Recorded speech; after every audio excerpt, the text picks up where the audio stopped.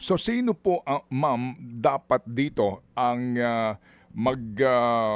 kasi kaninyo meron ng request, no, dito po sa mga dokumentong ito.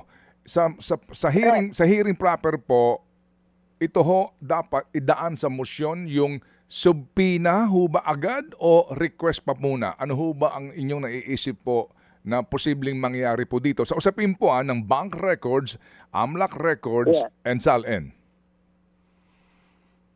Whether this is a request or a motion, a justice member should be able to formalize that during the hearing proper. And I wish to state for a fact na si Kong-Chel Jokno is a justice member, no? So I anticipate that he will be formalizing that into a motion, the request for the issuance of subpoena during the hearing proper, no? Okay. I in fact instructed or directed the committee secretariat to help Kong-Chel Jokno furnish copy of the request for issuance of subpoena as well as the petition for protective custody to the respondent for whatever course of action they wish to take. Opo. That's relevant nga kay Madriaga.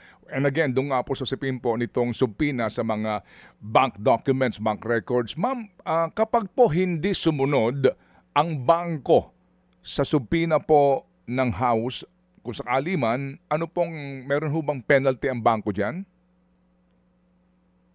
Well, alam mo kasi yung failure to obey lawful orders of courts of law, that includes the power of the Justice Committee to compel the production of these documents by way of subpoena, no?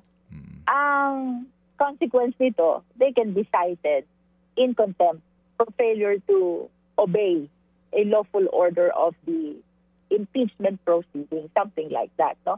So that is how it is being addressed in case it will not be obeyed or responded to by bank. Pero ang nakita ko kahapon sa request, Manong Ted, is not yet the bank.